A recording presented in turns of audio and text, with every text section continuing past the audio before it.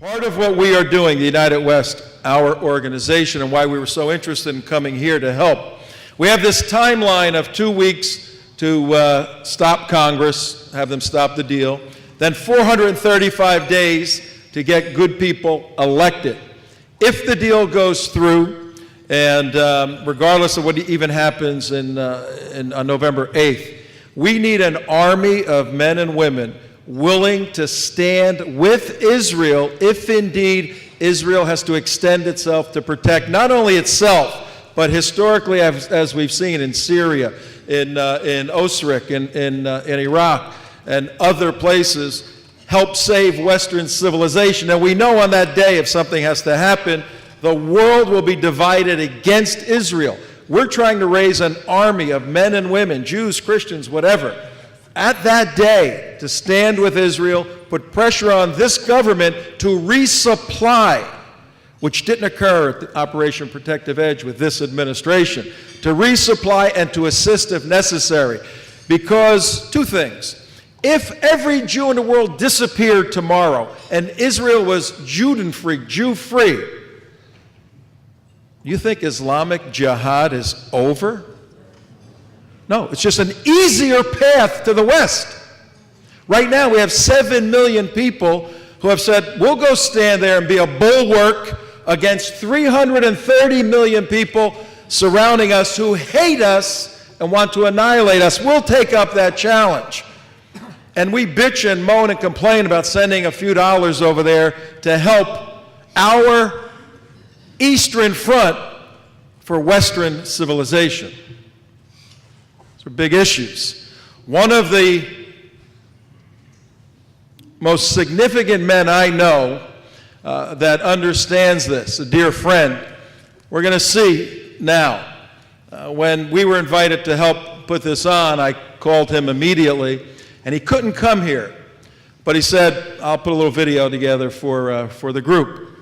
And this individual spent 34 years in the United States Army, and was one of the founders of Delta Force, and had a distinguished career, then served in the CIA and in the Department of Defense, and retired as a general. He happens to be a Christian minister. He works for a family research council in Washington, D.C., and on a very difficult night back, I think it was 1981, he was on his way to help some Americans, and they had a serious problem. And now every single year, General Jerry Boykin, who you're going to see, goes to Arlington to honor the 9 men who were killed on Operation Phantom Claw, which was the effort to go rescue the 54 Americans that were held for 444 days. Jerry Boykin was one of the Delta Force soldiers that was in the desert in Iran when the helicopters hit. And he's coming to you right now by video. But if he could, he would be here with us, believe me. Hi, my name is Jerry Boykin. I'm talking to you today from our studios here in Washington, D.C. at the Family Research Council. We are a Christian organization that has a very deep passion for the nation of Israel and the Jewish people. I want to talk to you very briefly about this so-called deal with Iran. This is a bad deal, the first thing I want to say. This is a situation in which the United States, the most powerful nation in the world, is going to ensure that the Iranians get a nuclear weapon in a matter of a few years. It's almost incomprehensible that as the world watches us, expecting America to provide leadership, to make the world safer, to protect our own nation, as the world watches us disintegrate, as we go into this agreement with the Iranian mullahs, who have threatened the very existence of our ally Israel, as well as have threatened America's future. This is not a good deal. The Iranians will have a nuclear weapon. Now, one of the problems is that Americans tend to look at things through American eyes.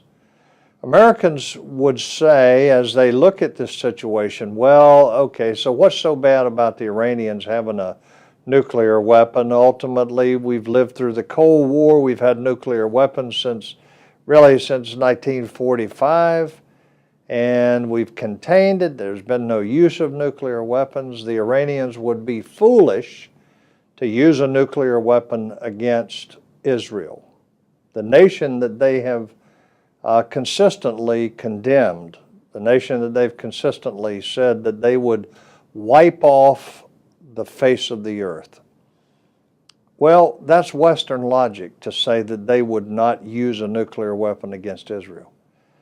The Western logic says that would be foolish because the Israelis would respond with their nuclear weapons and that they would destroy the city of Tehran. 5 million plus people would be killed.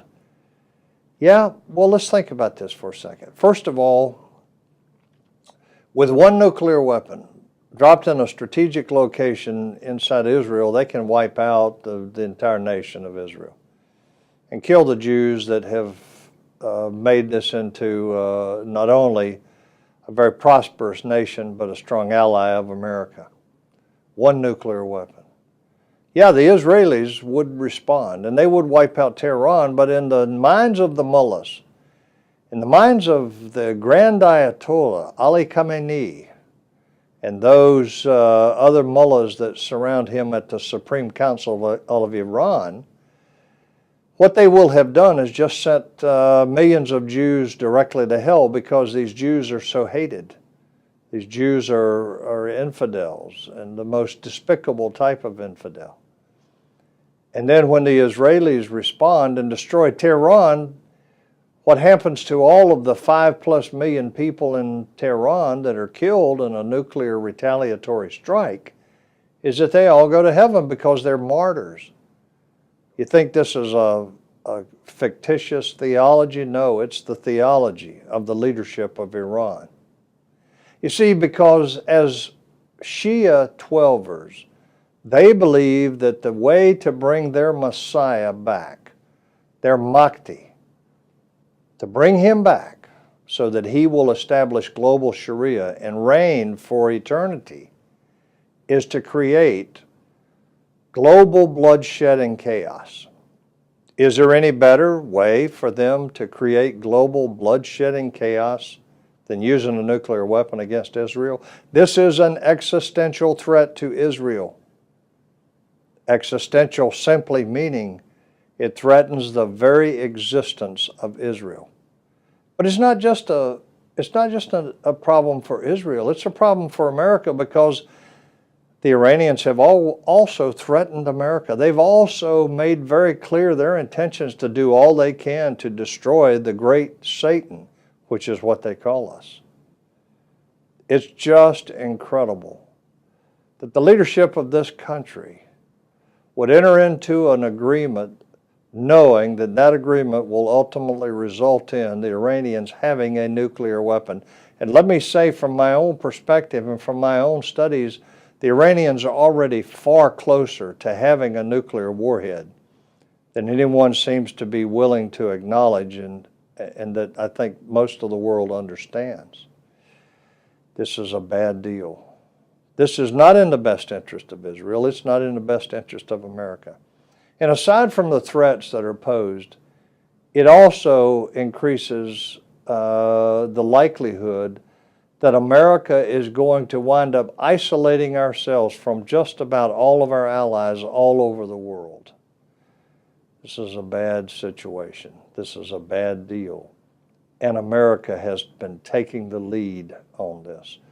I say it's time for us to do all we can by contacting every member of Congress, every member of the Senate in particular, and demanding that this deal be canceled, demanding that not one penny of U.S. money be spent in support of this, demanding that we use all of our elements of national power, to include our economic and diplomatic power, to stop this deal from going through and to protect our friends in Israel and to stand by the obligations, but most of all, to do what we know, according to the Bible, is essential to the survival of America, and that is support Israel.